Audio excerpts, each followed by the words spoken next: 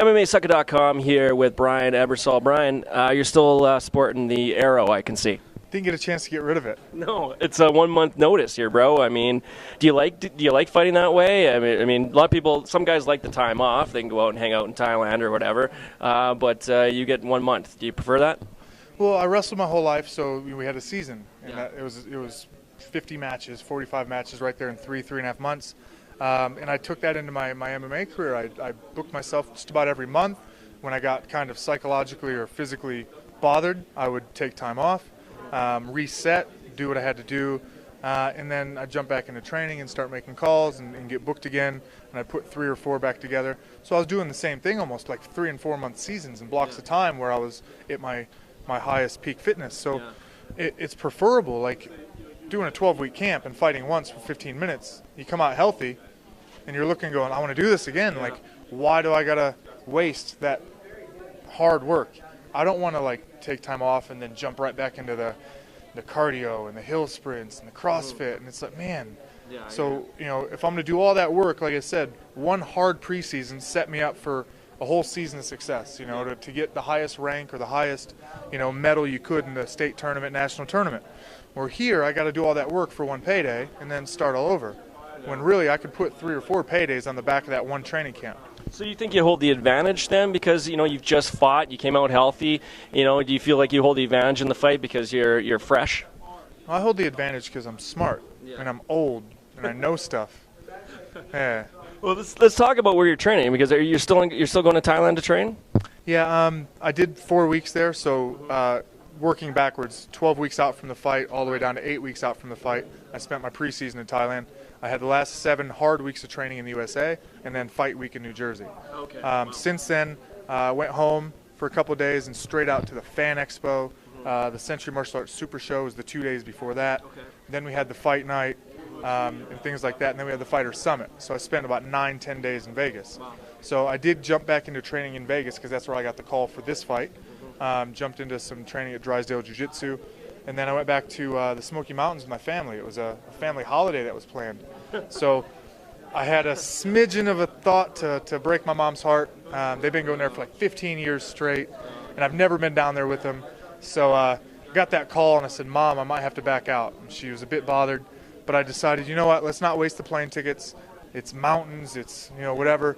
I had my personal trainer there. My girlfriend's a personal trainer, so she busted my butt a bit. We ran the mountains, and yeah, I kept working on the fitness and the weight, and I made sure I had some sprints in me. And I finished camp just, you know, hanging out in Illinois. My Australian coach is here, so yeah, we busted bum last week, and here we are in fight week again. A lot of guys are going to Thailand. I mean, Roger Huerta, yeah. Well, just explain to us why. I mean, obviously there's a lot of history. You got the Muay Thai kickboxing background. Are the fans there, the people of Thailand, rabid about mixed martial arts? I don't think they're huge on mixed martial arts, but here's the fact is you're basically in a campus, a martial arts campus. You know, you've got the Krabi Kabong, the old style Muay Thai. You've got the kickboxing Muay Thai that's, you know, basically the techniques used in Lumpini and the stuff that's really working now. We've got Jiu-Jitsu black belt out there from BTT. We just hired Roger Huerta. I haven't even coached on the mats as the official coach yet, you know, so we've got a nice strong system, and you know, the housing, the food, the support staff. They've got, you know, an AV team that puts themselves out there for the fight team and for VIP fighters that come out. So free high definition video and sponsor packages can be made of that. The one thing, you forget about everything else, man. You don't have to do your laundry, you don't have to clean, you don't have to cook. And that sounds cool when I say it, but until you're living it for 2 weeks, you don't really get it. You know, like I thought, you know, Ray Elby, when he first invited me out there, oh, this would be cool, I get to train, and there's some kickboxing and awesome. And I thought, you know, it's going to be kind of a cool little chapter. I didn't really expect the paradigm shift, the mental shift on the way I look at the world, on the way I look at the sport. And it kind of helped me with this gypsy lifestyle. I sat and went, you know, that's kind of the in-between. I can fly there, stop over in London just for a couple days to get to the U.S., but I saved so much money living in Thailand as opposed to living anywhere else. So on every level, you're going to change your perspective, and it changed the way I plan my life, just going there. Now that I'm living there 6 months of next year, I'm a happy man, you know, no bills. I actually get an income on top of that, so it's just amazing. Now, your cartwheel kick. Do you like to throw that in every fight? I mean, is it just like a signature thing for you? Because you're wondering if guys maybe just know that it's coming. Yeah, I mean, I threw it in about 18 fights in a row. Yeah. I think I missed one fight in that 18 just because I finished the guy early. It was the guy that I first arrowed for. I choked him like a minute and a half. But it's just something fun, you know what I mean?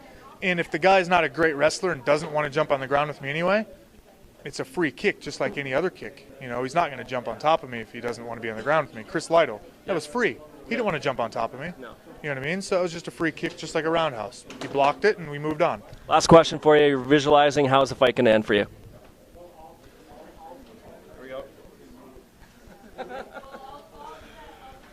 You heard it. Brian Ebersole here on MMASucka.com. Really appreciate it, Brian. Good luck to you. Thanks.